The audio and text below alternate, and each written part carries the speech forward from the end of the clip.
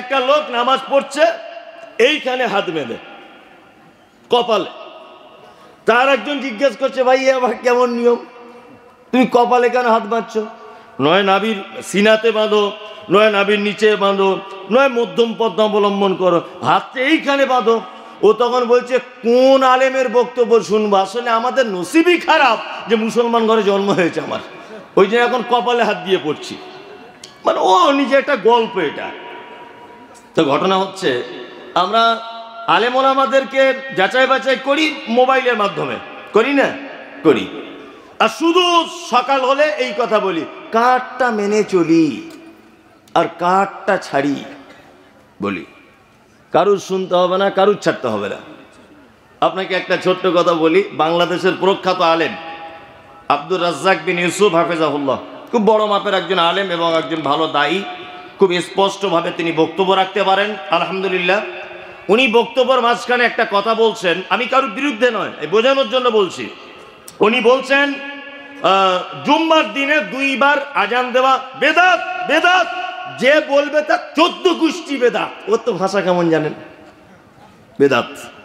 আমাদের পশ্চিম বাংলার প্রখ্যাত একজন আলেম মতিউর রহমান মাদানী হাফেজাহুল্লাহ, উনি বক্তব্য রাখছেন যে এটা 2 আজান বেদাত বলা যাবে না। হযরত উসমানের থেকে এটা সহিভাবে প্রমাণ রয়েছে, তবে প্রয়োজনে দিতে পারে, অসুবিধা কিছু নেই। যদি প্রয়োজন হয় দিতে পারে, অসুবিধার কিছু নেই। তাহলে দুজনা সহি আকীদার আলেম, কথা দুরকম হলো না? হলো কি হলো না? হলো। তাহলে বলুন এবার, আপনি সাধারণ ফটিক, করিম, রহমান, রহিম, সাত্তার, ওই আপনার ফটিক চাচা, এরা এখন কি করবে? দুজনাই তো বাঁকা বাঁকা আলেম, হ্যাঁ? তাহলে এরা কি করবে? এখন এই সমস্যার সমাধান যদি করতে চান, একটা মাত্র রাস্তা আছে। আর এই জাতি কখনো সঠিক ইসলাম পায়? যে জাতির জলসাতে, একটা জলসাতে 50 কুইন্টাল বাদাম বিক্রি হয় আর 100 কুইন্টাল জিলাপি, অথচ ওই জলসাতেই একটা হাদিস কোরআনের বই দোকান বসেছিল, তার বউনি হয়নি।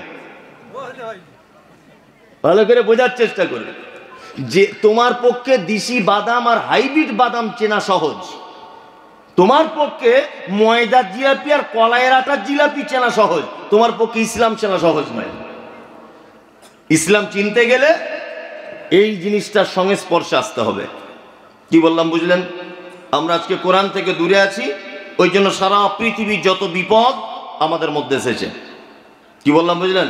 মানে আজকে সারা পৃথিবী বুঝতে পেরেছে যে এরা সেই মুসলমান নেই, হ্যাঁ, এরা গরুর গোশত খাওয়া মুসলমান, এদের ঈমান আমান বলে কিছু নেই। এই জন্য যত বিপদ সব আমাদের উপরে চলে এসেছে। এটা আমি অনেক জায়গায় বলেছি, তারপরেও বলি। আমি ডাক্তারখানাতে গেলাম, তা ডাক্তার আমাকে বলছে, মমতাজুল সাহেব, আপনার যে রোগ হয়েছে এটা যদি আপনি সারাতে চান তাহলে আপনাকে খাঁটি দুধ পান করতে হবে 1 কেজি করে প্রতিদিন। তা আমি খাঁটি দুধ একটা গোয়ালাকে বললাম, গোয়ালা 50 টাকা কেজি নিচ্ছে, 1 কেজি করে দুধ দিচ্ছে। আর আমার স্ত্রী মানে চুলাতে দুধটাকে ফুটিয়ে রাখছে। দুধ ফুটানোর পরে যখন ঠান্ডা হয়ে যায়, আস্তে আস্তে উপরে সর জমে যায়, যায় না? 1 সপ্তাহ সর জমে যাচ্ছে, তারপরে দেখছি আর সর জমে না। তো আমার বউকে বলছে, কি ব্যাপার বলো তো, আগে সর জমছিল এখন সর জমে না। তখন আমার স্ত্রী বলছে, তাহলে গোয়ালা নিশ্চয় ভেজাল দিচ্ছে। তা গোয়ালাকে ধরেছি, তারপরের দিন, হয়ে ভাই তোমার দুধে সর হচ্ছিল, এখন হয় না কেন?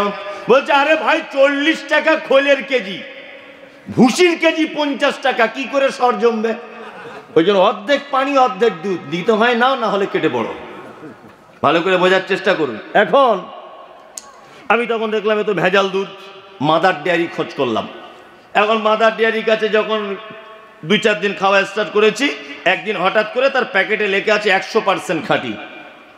আমি ভাবলাম 100% খাঁটি যখন ও লিখেছে, নিশ্চয় অন্য কোম্পানিতে ভেজাল ধরা পড়েছে, তাই স্বাভাবিক।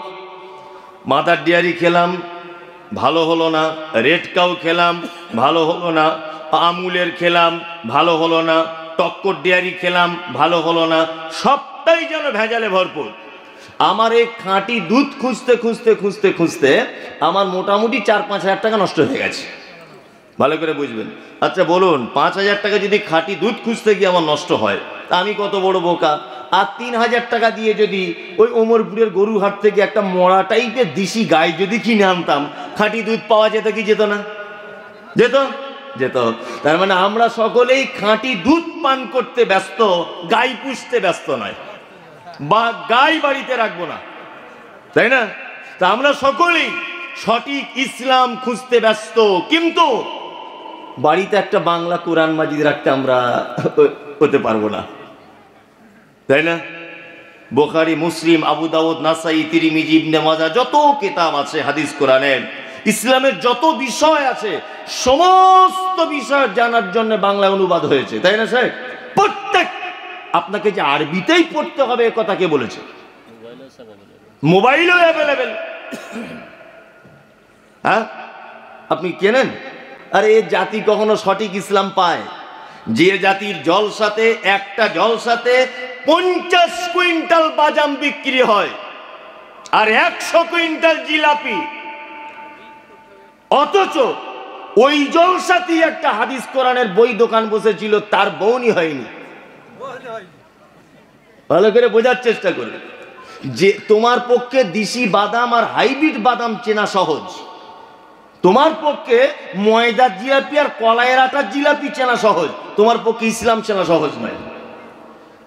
ইসলাম চিনতে গেলে এই জিনিসটার সংস্পর্শে আসতে হবে। কি বললাম বুঝলেন? আমরা আজকে কোরআন থেকে দূরে আছি, ওই জন্য সারা পৃথিবীর যত বিপদ আমাদের মধ্যে এসেছে। কি বললাম বুঝলেন? মানে আজকে সারা পৃথিবী বুঝতে পেরেছে যে এরা সেই মুসলমান নেই, হ্যাঁ, এরা গরুর গোশত খাওয়া মুসলমান, এদের ঈমান আমান বলে কিছু নেই। এই জন্য যত বিপদ সব আমাদের উপরে চলে এসেছে। যে পৃথিবীতে একটা মানুষ যদি তার জ্ঞানের পরিপূর্ণতা যদি লাভ করতে চায়, পৃথিবীতে যত সাবজেক্ট আছে কোন সাবজেক্টের পক্ষে সেটা কখনোই সম্ভব নয়, সম্ভব নয়। ওই জন্য দেখবেন মাধ্যমিকের পরে সরকারিভাবে একটা সিস্টেম চালু করা আছে। একটা ছাত্রকে বলা হয় তুমি অঙ্ক নিয়ে পড়বে, তুমি ইংরাজি নিয়ে পড়বে, না তুমি বিজ্ঞান নিয়ে পড়বে, না তুমি বাংলা নিয়ে পড়বে, না তুমি কি নিয়ে পড়বে, যে কোনো একদিকে তোমাকে টার্গেট করে এগিয়ে যেতে হবে। তার মানে একটা ছাত্রের পক্ষে সে বাংলাতেও হিরো হবে, ইংলিশেও হিরো হবে, অঙ্কতেও হিরো হবে, সায়েন্সেও হিরো হবে, সবটাতেই সে যে হিরো হবে ওর পক্ষে এটা সম্ভব নয়, সম্ভব না। ওই জন্যে সিলেবাস যেমন ভাগ করে দেওয়া হয়েছে, ঠিক তেমন ডিপার্টমেন্টও ভাগ করে দেওয়া হয়েছে। একজন হার্ট স্পেশালিস্ট ডাক্তার, এখন তাকে যদি বলা হয় যে একজন ক্যান্সার রোগীর চিকিৎসা করতে, তার পক্ষে সম্ভব নয়, সম্ভব সম্ভব নয়। একটা লোক নৌকা চালায়, তাকে যদি বলা হয় যে আমাদের NH-34 একটা শ্যামলী বাস তোমার হাতে দেওয়া হবে, তুমি আজকে রাতে কলকাতায় পৌঁছে দাও, প্যাসেঞ্জার বাঁচবে না। তার মানে ও একদিকে পারদর্শিকতা অর্জন করেছে, সব দিকে নয়। তার মানে পৃথিবীতে কোনো সাবজেক্টই নেই যে একটা মানুষের সমস্ত জ্ঞানের পরিপূর্ণতা দান করবে, এরকম কোনো পৃথিবীতে সাবজেক্ট নেই। একটি মাত্র সাবজেক্ট বা কিতাব আছে, তার নাম আল কোরআন। একটা মানুষ যদি সারা লাইফে এই একটি কিতাবই যদি অধ্যয়ন করে, তাহলে তার জ্ঞানের পরিপূর্ণতার জন্য পৃথিবীর অন্য কোনো সাবজেক্ট আর ব্যবহার করা লাগবে না, কোনো সাবজেক্ট লাগবে না। এর ভিতরে বিজ্ঞান পাবেন, এর ভিতরে রাজনীতি পাবেন, এর ভিতরে অর্থনীতি পাবেন, এর ভিতরে সমাজ ব্যবস্থা পাবেন, এর ভিতরে পিতার আদর্শ কেমন, মায়ের সঙ্গে ব্যবহার কেমন, সন্তানের দায়িত্ব কেমন, বোনের সঙ্গে কেমন ব্যবহার। এক কথাতে পায়ের নখ থেকে নিয়ে মাথার চুল পর্যন্ত একটা মানুষের বেঁচে থাকার জন্য যত যা কিছু প্রয়োজন তার জীবনে আসে, তার সমস্ত কিছু আল্লাহ সুবহানাহু ওয়া তাআলা তিবিয়ান লিকুল্লি শাই, সমস্ত কিছু অক্ষরে অক্ষরে সব বর্ণনা করে দিয়েছেন। আল্লাহ সুবহানাহু ওয়া তাআলা পবিত্র আল কোরআনে কথা বলেছেন, নাহনু নাকুসসু আলাইকা হাসানাল কসাস বিমা আওহাইনা ইলাইকা হাযাল কোরআন। সারা পৃথিবীতে যত গদ্য পদ্য উপন্যাস কবিতা আবৃত্তি যা কিছু আছে সমস্ত কিছুর থেকে আমি আল্লাহ অত্র কোরআন মাজিদে যে সমস্ত ঘটনা, যে সমস্ত কিচ্ছা কাহিনী, যে সমস্ত কথা ওগীর মাধ্যমে আমি প্রেরণ করেছি, এর থেকে উত্তম কোনো কথা বা ঘটনা পৃথিবীর আর অন্য কোনো লেখকের কাছে পাওয়া যাবে এটা সম্ভব নয়, কখনই সম্ভব নয়।